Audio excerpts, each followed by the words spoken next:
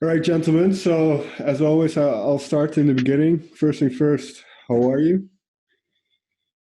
Good, man. Good. Really good. Good. We're Okay. back at our studio for the first time in like 10 weeks. So we're like, we've got PPE and we're doing it all social distanced in different rooms. But yeah, it's nice to be back, man. It's good. Did you miss it in the last couple of weeks? Because I can imagine, especially for a band like yours, where you were getting some buzz, you were getting some momentum, and working your way up, and then everything kind of shuts down.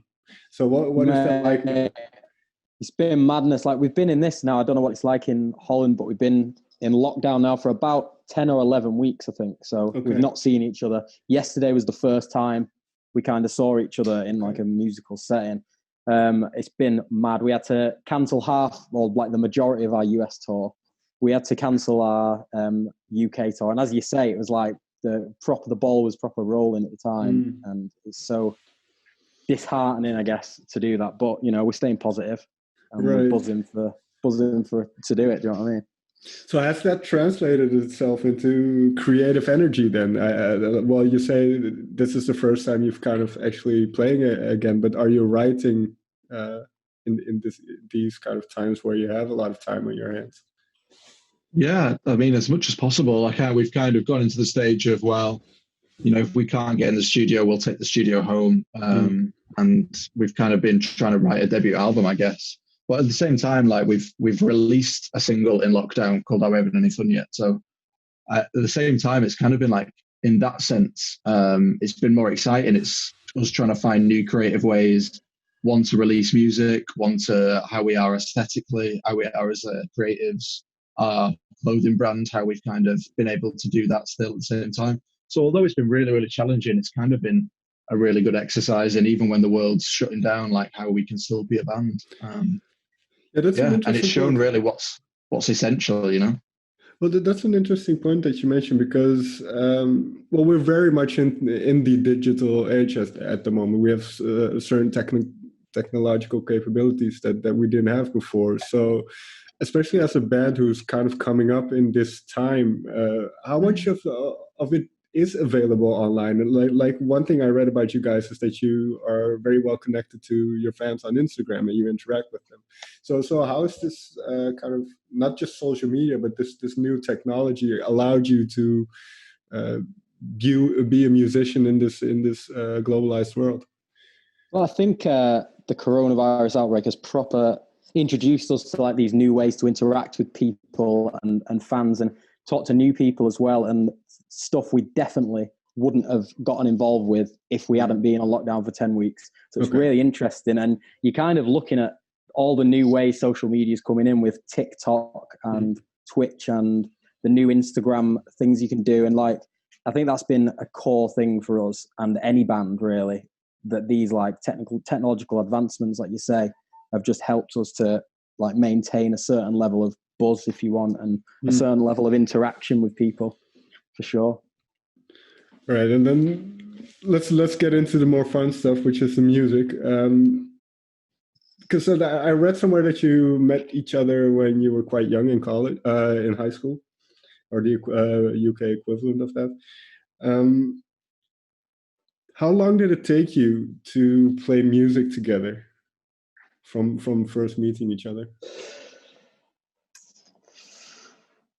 I don't know. I guess like it was pretty quick for myself and Dom. It was kind of our music department was kind of for us, it was kind of the reason that we went to school, and Okay. we were probably 13 years old when we started playing together, maybe at charity events. It was acoustic based things, it was covers. I guess as a proper band that probably took us 3 or 4 years, and then as a real band, as we like to call it, we've only really kind of established ourselves in the last 2 or 3, I think, as Mm. a proper, especially from the business side, but as a band and as a unit and as kind of a thing that we want to be. I would say is probably only really the last 2 or 3 years, Okay. but I think those all that time's kind of been really, really important. You can't just start a band that Mm. quickly. I mean, we've learned so much along the way.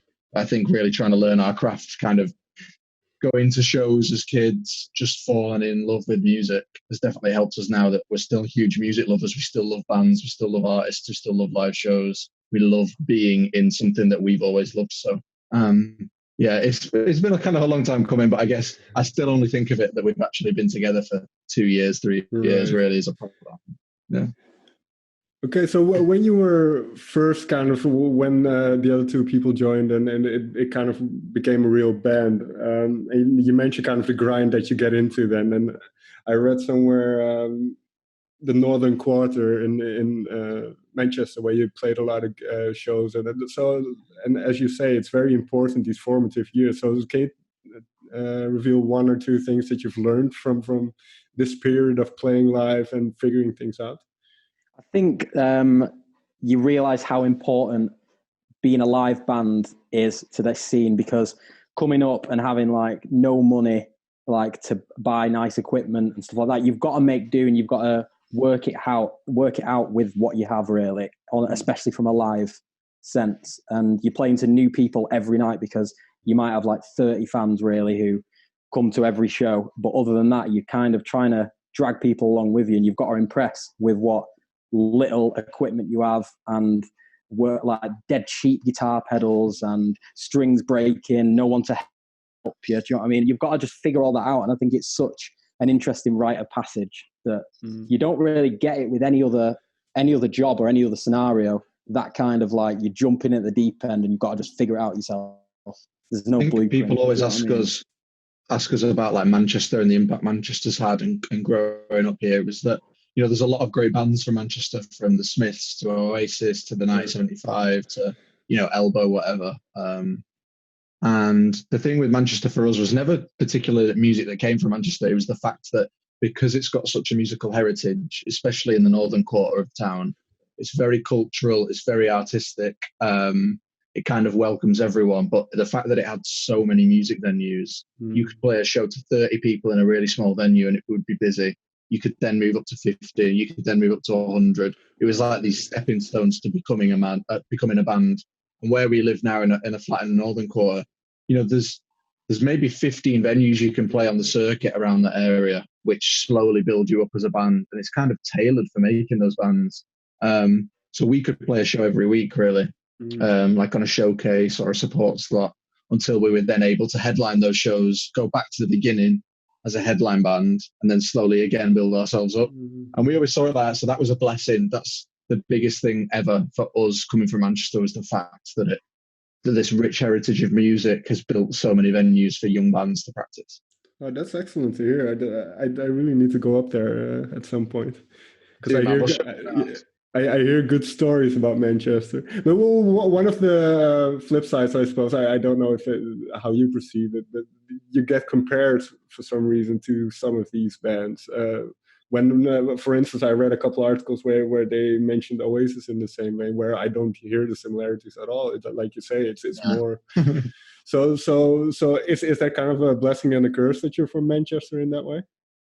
I think there's so many bands from Manchester who actively try and emulate that band, like these bands, like Oasis and the Smiths and the Stone Roses. And as Josh said, there's such like a rich culture of music there that people tend to get trapped in that bubble, and you get labelled a Manchester band, which quite a lot of bands have that label. Do you know what I mean? Cortinas have kind of struggled with it, of being like stuck up north, you know, and I think we've always tried to be more of like a international and national thing, and not confine ourselves to this one place. Although we accept Manchester has formed us, especially me and Josh have been in Manchester since we were 16 years old, and we've really cut our teeth here, and what an amazing place to do it. But I think we've always had our sights outwards rather than inwards.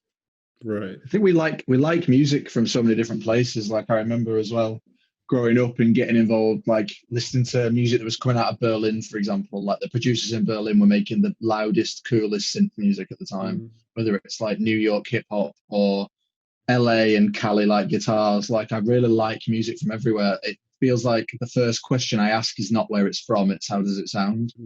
And I think especially with the newer stuff we've brought out and taking trips to LA or whatever, I have no interest in sounding like Manchester.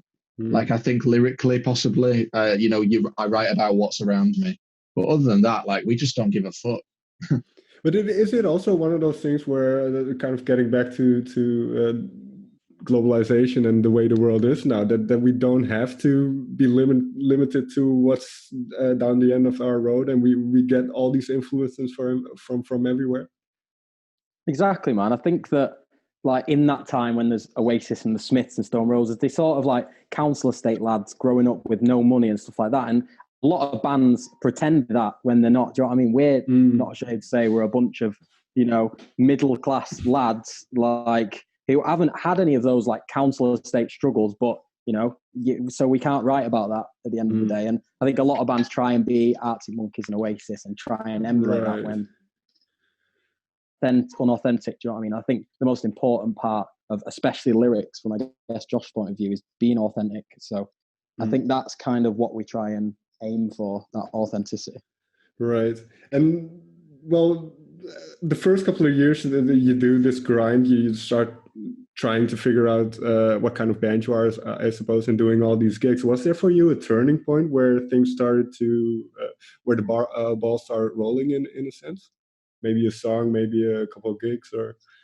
I think TV Dream was probably a big turning point. It felt like we found something there special within production, within with the way that we were sounding, the way that I was writing about stuff felt a little bit more important, and it felt like we were actually saying something valuable.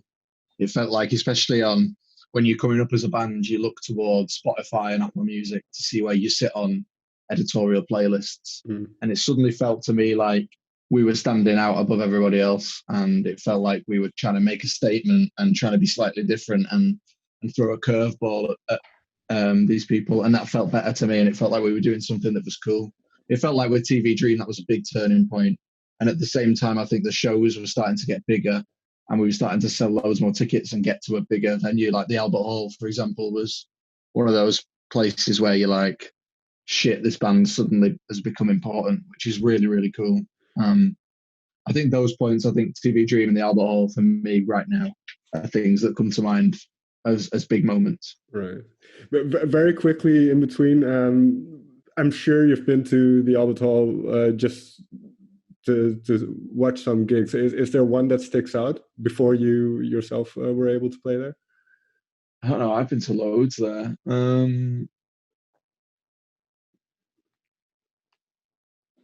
I mean, I went to watch Dermot Kennedy there recently, which was quite good. Have you heard of that guy? Right. His drummer's amazing. We basically went to go and watch his drummer. That was pretty good. Who else have we seen there?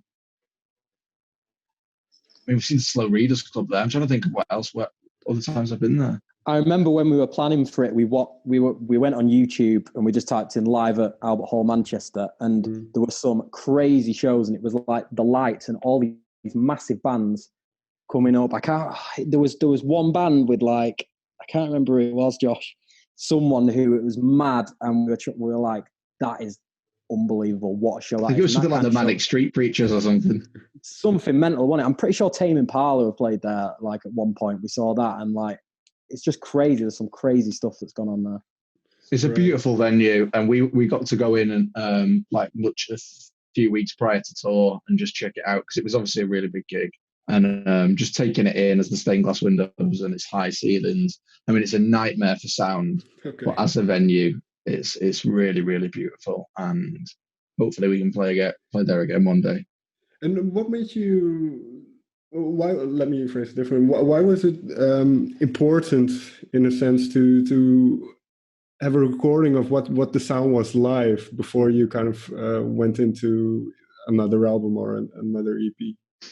I think the fact we'd got 2,000 people there was crazy. I think the fact that we'd got to that point with only releasing 2 or 3 songs, it felt like we had this abundance of material that maybe wasn't ready yet to be recorded. We weren't ready to go in the studio and make an album.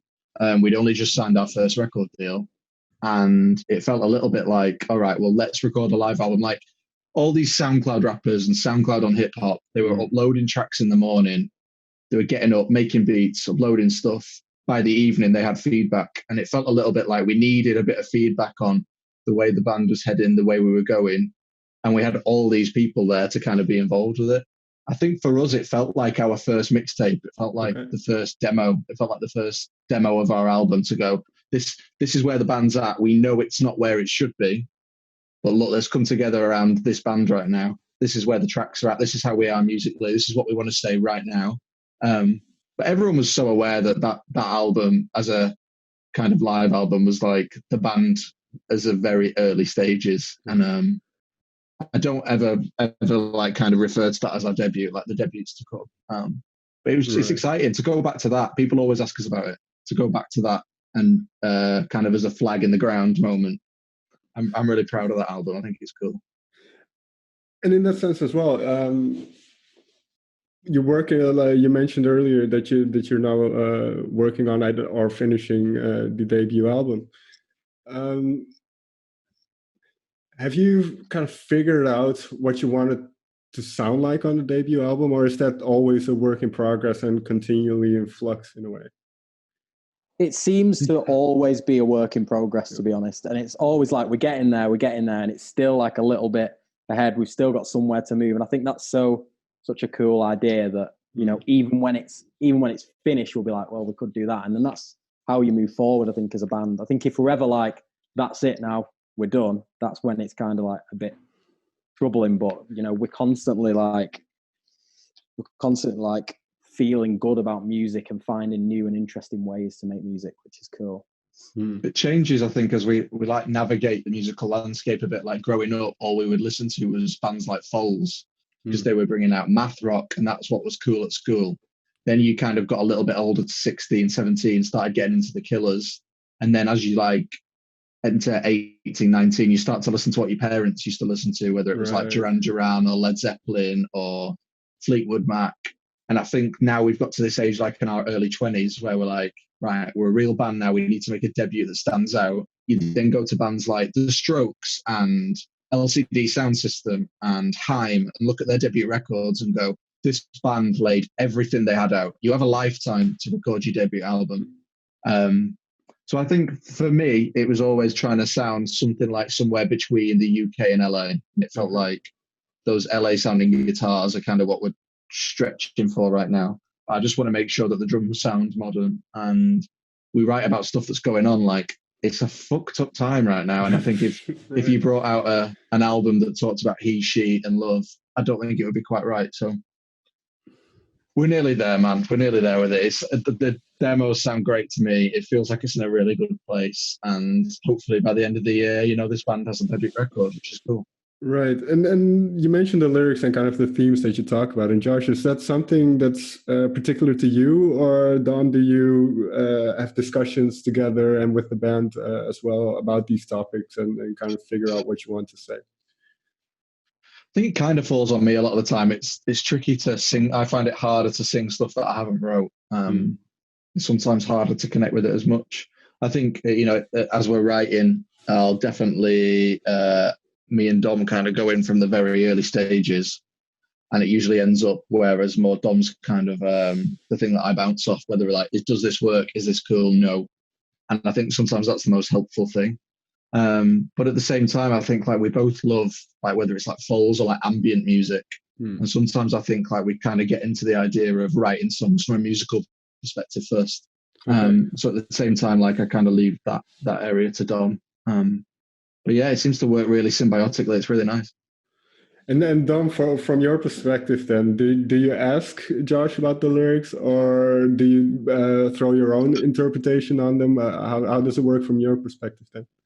I think as Josh said, a lot of the time it's, you know, he'll say, does this line work? Does this verse work? And I'll say, maybe not. And then if it really gets to the point where often Josh puts in like placeholders, and then slowly the finished lyrics will come in, you know, as he listens to the music and the tracks and stuff's happening, and I guess he's writing a lot, and you know, things will change and it'll constantly change, maybe over the course of a month or 2 months. So often the demo version, you listen to like TV Dream, for example, the demo version lyrics are completely different to the recorded track. So I think it's definitely a process. And then maybe if it gets to the studio and we're like right at the end, he might say, is this right? What word can I chuck in there? And I guess that would be my input lyrically. But I kind of we all just leave it kind of to Josh for lyrics, because I think, as he said, the most important thing is that, especially from a live point of view, he's feeling it and he can step into that song as a frontman and give, his best take of that. And I think that's the most important from an emotional point of view. Right. I think we've always, as a band and kind of as individuals, we're very, very OCD about things, especially myself. Like I feel very controlling about songs, and I don't think it's a bad thing sometimes to revisit stuff. Sometimes you really get magical moments, and I think in sound, sometimes like we'll take stems from the demos and put those in because we captured it instantly. But I think lyrically for me, it sometimes feel like I have to go back and challenge myself and say, am I saying something? Am I actually putting something forward that's important? Am I challenging what I've done before, or is this kind of a cop out? And I'm okay with that. I'm okay with revisiting stuff and being like, this could be better. And that's I find that a very interesting point as well, because I've noticed with a lot of younger bands that they have been talking about more important topics these days, about sustainability, about kind of injustices that happen every day in society. So is that just a sign of the times, you think, or is that also kind of youth culture trying to not be oppressed by the older people in a way? I think historically, I think if you wanted to listen to songs of protests and protest songs, you would go to a certain era. You would probably go to the 60s or 70s. Sure. The 60s, you would get a certain type of acoustic folk protest. In the 70s, you'd get a lot more stuff about wartime, going into the early 80s, I guess, and about Vietnam. And I guess that bands like Crosby, Stills and Nash or Buffalo Springfield, it's a product of what's around them. And I think that's no change now, that as things are kind of escalating to a point where stuff's bubbling over, it's people are writing about, they're a product of the surroundings. People are like that in nature. That's how it is. I don't think that's a surprise. The way that TV dreams about rape culture and about the rape culture in Manchester was because at the time there was this huge thing going on with gender equality in the city. Sure. So I think people just write about what's going on around them. I think as long as people and writers educate themselves first and, aren't virtue signaling, which is something that I've kind of tried to be educating myself on, then I think that's important. I think people have to write about it. And is there one song maybe off of the Hit and Run EP or one that will end up on the debut album that has a special meaning to either of you, or maybe more of a special meaning than the other ones? I think Make You Better for me was like a real personal song. That's kind of like one that I kind of don't go into too much just because it feels dead personal to me. And I think doing it live can sometimes be really hard. But yeah, I think Make You Better has always been a thing where I've gone, this is totally me laying myself bare. Do with it what you will. But that one for me is definitely one where I definitely pushed myself to make sure that it meant something. You don't have to get into the song more than you like, obviously. But what was it about that? What was it? Kind of the vulnerability and looking inward in a way. What was that? What was difficult about it? I think so. I think it was a tricky time. Like my grandparents were really struggling with old age and illness, and it was stuff like I was discovering what dementia was, and how cancer can affect older people, and it just felt like it was this depths of winter in London.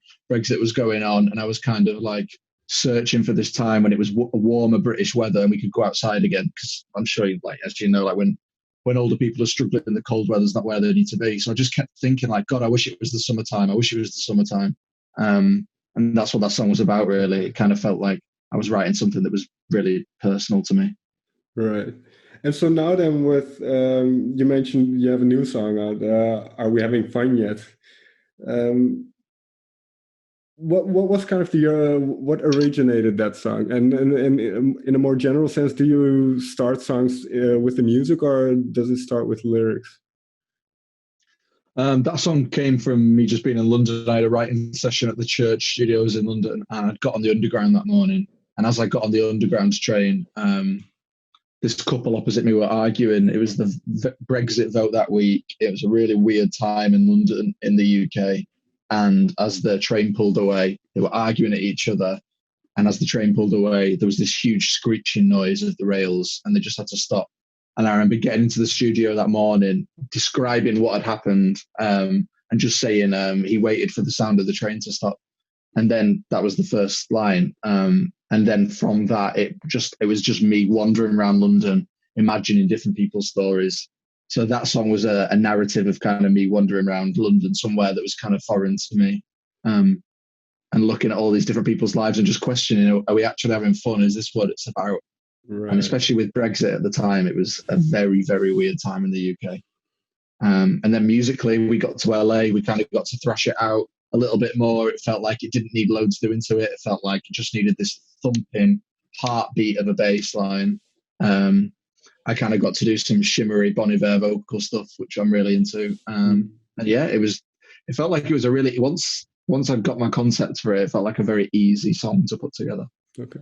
And more in a general sense, in songwriting, and Dom, you might be able to elaborate on this as well, is how do you figure out which direction a song goes in sonically? Do you listen to the words, or does that have an influence on where you go in terms of how it sounds, or is it more of a trial and error and just see what works? I think definitely trial and error is a big part of, how we've historically written.